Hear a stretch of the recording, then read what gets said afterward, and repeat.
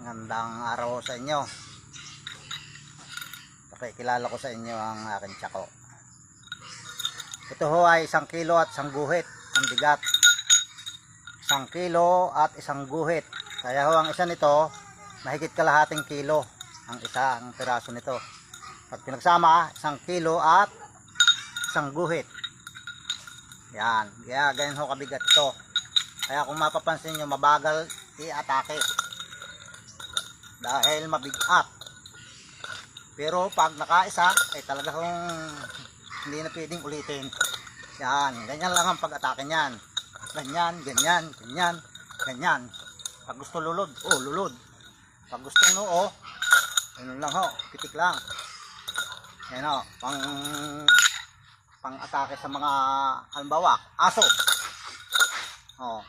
Pag naman ho ahas, tutuldukan lang nyo. Pag may ahas, kung gusto nyong patay ng ahas, tutuldukan nyo.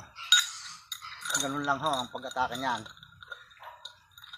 Pag may exhibition naman ho, kailangan may paikot na konti. Ano gawa mo?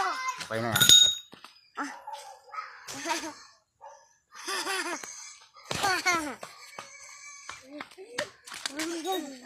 Ako din.